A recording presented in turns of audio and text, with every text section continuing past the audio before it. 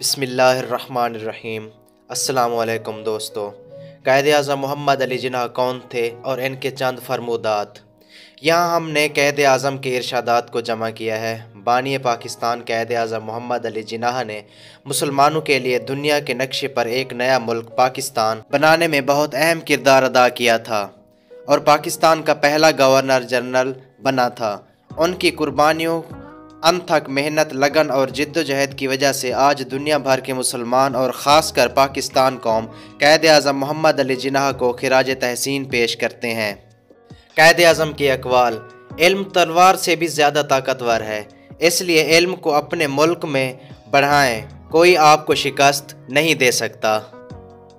हम पाकिस्तान लेकर रहेंगे, दुनिया की कोई ऐसी ताकत नहीं जो हमें पाकिस्तान के हक़ से महरूम कर सके। पाकिस्तान के बग़ैर मुसलमानों के लिए सिर्फ मौत है। मुझे इसमें कोई शक नहीं कि इत्तेहाद, यकीन, मुस्तहकम और तंजीम ही वो बुनियादी नुकात हैं जो ना सिर्फ ये कि हमें दुनिया की 5वीं बड़ी कौम बनाए रखेंगे, बल्कि दुनिया की किसी भी कौम से बेहतर कौम बनाएंगे। दुनिया की कोई ताकत पाकिस्तान को ख़त्म नहीं कर सकती। क़ायद आज़म मोहम्मद अली जिन्ना, लाहौर, 30 अक्टूबर 1947। हम पाकिस्तान हैं और हम में से कोई भी सिंधी, बलोची, बंगाली, पठान या पंजाबी नहीं है। हमें सिर्फ़ और सिर्फ अपने पाकिस्तानी होने पर फ़ख्र होना चाहिए। इंसाफ और मसावात मेरे रहनुमा उसूल हैं और मुझे यकीन है कि आपकी हिमायत और तावन से इन उसूलों पर अमल पैरा होकर हम पाकिस्तान को दुनिया की सबसे अजीम कौम बना सकते हैं। दुनिया की कोई कौम इस वक्त तक तरक्की नहीं कर सकती जब तक इसकी ख़वातीन मर्दों के शाना बशाना मुआशरे की तामीर और तरक्की में हिस्सा ना डालें।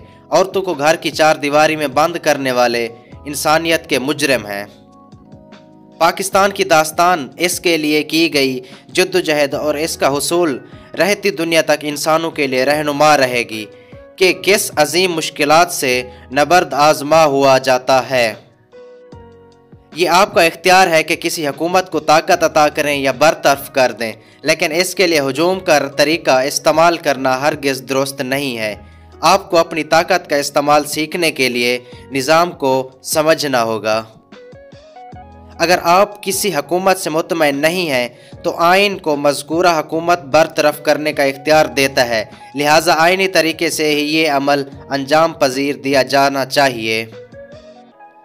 हम में से अक्सरियत मुसलमान हैं। हम हज़रत मोहम्मद सल्लल्लाहु अलैहि वसल्लम की तालीमात पर अमल पैरा हैं। हम अख़ुवत इस्लामी के मिंबर हैं जिसमें हकूक़, वक़ार और इज़्ज़त व नफ्स के लिहाज से सब बराबर हैं। इसके नतीजे में हम इत्तेहाद का एक ख़ास और बहुत गहरा एहसास रखते हैं। जमहूरियत मुसलमानों के खून में है जो इंसानियत की मुकम्मल मसावात पर निगाह रखते हैं और भाईचारा, मसावात और आज़ादी पर यकीन रखते हैं।